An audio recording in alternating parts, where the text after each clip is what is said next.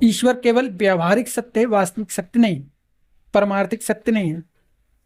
तो जिस ईश्वर को हम ईश्वर मानते हैं उसकी हम पूजा करें, पाठ करें, उससे कोई फर्क नहीं पड़ता, लेकिन परमार्थिक ईश्वर इन सब चीजों से अलग है, परे है, इसलिए उसको शंकराचार्य जी ने परब्रह्म कहा है ना। तो नेति नेति का यही मतलब है, सिंपल सी बात यही है कि हम ना तो उसके बारे में कुछ बता सकते हैं, ना ही हम उसके बारे में कोई प्रिडिक्शन कर सकते हैं, कोई अनुमान लगा सकते हैं।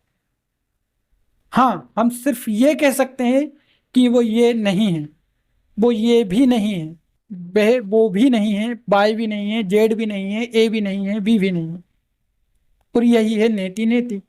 नहीं नहीं ये नहीं है, एक्स नहीं नहीं ये भी नहीं है, वो भी नहीं है, फलाना भी नहीं, ढिकाना भी नहीं, मतलब हम बता ही नहीं सकते। और उन्होंने इसको कहा है परब्रह्म, जिसके बारे में हमने पिछली क्लास में अच्छे से चर्चा की थी। मैंने आपको बहुत अच्छे से समझाया। ठीक, हम नहीं बता सकते ईश्वर क्या है, वो परे है हर चीज से। ठीक, एक तर्कशास्त्र में नियम चलता है, इसे कहा जाता है लॉ ऑफ ओवर्स।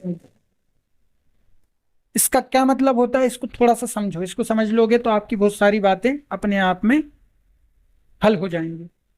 ये मैं आपको क्यों समझा रहा हूं, ध्यान रखना, ये लॉजिक से रिलेटेड है ना, तर्कशास्त्र से, लॉजिक साइंस। इसकी बात पश्चिमी दर्शन का एक बहुत बड़ा विद्वान है हेगल, और एक स्पिनोजा, वो भी करते हैं। जैसे हमारे यहाँ कहा गया है ना कि हम नहीं बता सकते कि वास्तविक सत्य या सत्ता क्या है। एग्जाम्पल ले लो, मैं तेरे से बहुत ज्यादा प्यार करता हूं लेकिन बता नहीं सकता कितना करता हूं, नहीं बता सकते आप कहोगे कि समुद्र के पानी से भी ज्यादा तेरे लिए मेरे दिल में प्यार है, समुद्र में जितनी गहराइयां नहीं है उससे ज्यादा मेरे दिल में तेरे लिए प्यार है। आप नहीं बता सकते इस बात को। ऐसे ही आप नहीं बता सकते कि वास्तविक सत्य क्या है। आप वास्तविकता को डिफाइन नहीं कर सकते, केवल आप व्यवहारिक ज्ञान को, व्यवहारिक बात को सिद्ध कर सकते हो। जैसे आपने किसी को देखा वो चोरी करके जा रहा है तो आपने कह दिया वो चोर है ना, आपने सिद्ध कर दिया चोरी। ये सिर्फ एक व्यवहारिक बात है, ये सिर्फ एक नोमेना की बात है। नोमेना और फिनोमेना दोनों के बारे में मैंने आपको पहले भी कई बार समझाया है। फिनोमेना जिसे हम देख पाते हैं, हम नोमेना को नहीं देख पाते हैं। थोड़ा सा कंफ्यूज हो रहा हूं मैं। एक होता है फिनोमेना, फिनोमेना मतलब जो भौतिक है ना, नोमेना मतलब जो वास्तविक है। हम फिनोमेना को देख पाते हैं, नोमेना को नहीं देख पाते, ये कांट ने कहा था, है ना। थोड़ा सा आगे पीछे हो जाएगा तो देख लेना आप। ठीक, आगे बात करते हैं इसकी। इसको कौन मानता है, इसको हेगल भी मानता है, इसको हमारा स्पिनोजा भी मानता है, इसको हमारा अद्वैत वेदांत मानता है। ठीक है, इसको तो बुद्ध भी मानते हैं, इसको नागार्जुन भी मानते हैं, इसको तो महावीर भी मानते हैं।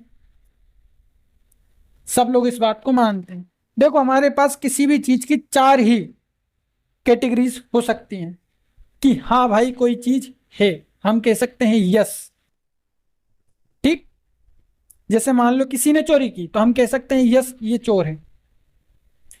अरे यार ये पेन वो नहीं चल रहा है, हम कह सकते हैं यस ये चोर है। दूसरी बात हम कह सकते हैं नो ये चोर नहीं है। तीसरी बात हम कह सकते हैं शायद चोर है और नहीं भी है ना। और एक बात हम ये कह सकते हैं कि चोर है भी और नहीं भी। ठीक, और एक बात हम ये कह सकते हैं इसी के साथ जुड़ी हुई, एक तो हम ये कह सकते हैं कि यस चोर है, एक हम कह सकते हैं कि यस चोर नहीं है, एक हम इन तीनों को मिलाकर बोल सकते हैं कि यस वो चोर है, नहीं वो चोर नहीं है, हो सकता है कि वो चोर हो या नहीं हो। ये चौथी बात, नंबर 1, नंबर 2, नंबर 3, नंबर 4।